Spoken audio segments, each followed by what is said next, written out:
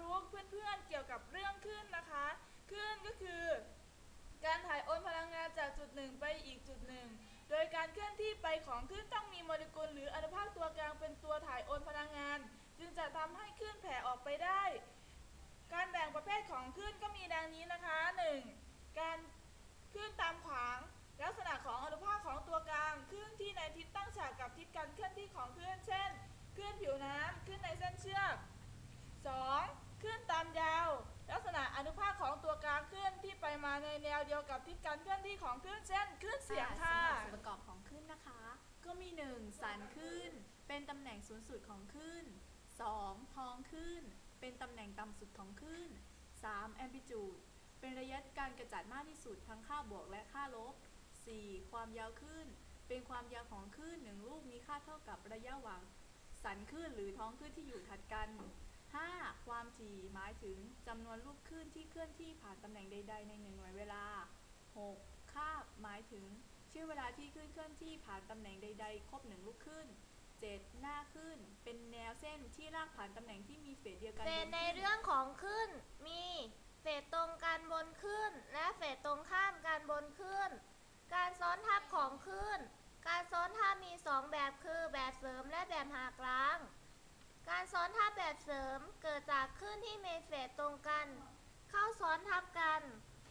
การซ้อนทับแบบหักล้างเกิดจากคลื่นที่มีเฟสตรงข้ามกันเข้าซ้อนทับกันอัตราเร็วในเรื่องคลื่นแบ่งได้ดังนี้ 1. อัตราเร็วคลื่นหรือเรียกว่าอัตราเร็วเฟสเป็นอัตราเร็วคลื่นที่เคลื่อนที่ไปแบบเชิงเส้น 2. อัตราเร็วของอนุภาคตัวกลางเป็นการเคลื่อนที่แบบซิมเปิลฮาร์โมนิกโดยสาร3รอยเดิมรอบแนวสมดุล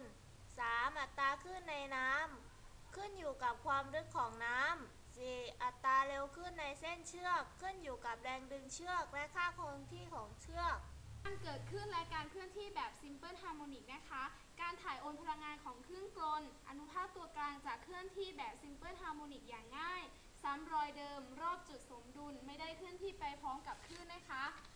ลักษณะการเคลื่อนที่แบบซิมเปิลฮาร์โมนิกอย่างง่ายนะคะ 1. เป็นการเคลื่อนที่แบบสั่นหรือแกว่งกลับไปกลับมาซ้ำรอยเดิม 2. เป็นการเคลื่อนที่ที่มีความเร่งและแรงแปรผันโดยตรงกับ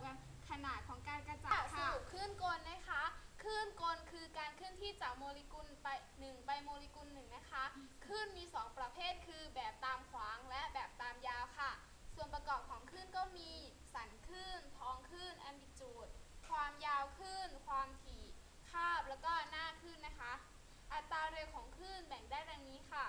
1. อัตราเร็วหรือเรียกว่าอัตราเร็วเฟส 2. อัตราเร็วของอนุภาคตัวกลาง 3. อัตราเร็วคลื่นในน้ำ 4. อัตราเร็วคลื่นในเส้นเชือกนะคะการเคลื่อนที่แบบซิมเปิลฮาร์โมนิกนะคะก็มีการเคลื่อนที่ในสปริงและลูกตุ้มนาฬิกาค่ะเฟสมี2แบบนะคะก็คือเฟสตรงกันและเฟสตรงกันข้ามค่ะการซ้อนทับมี2แบบนะคะก็คือแบบเสริมและแบบหักล้างค่ะสมบัติของคลื่นก็มี4แบบนะคะ 1. การสะท้อน 2. การแทรกสอด 3. การหักเหและ 4. การ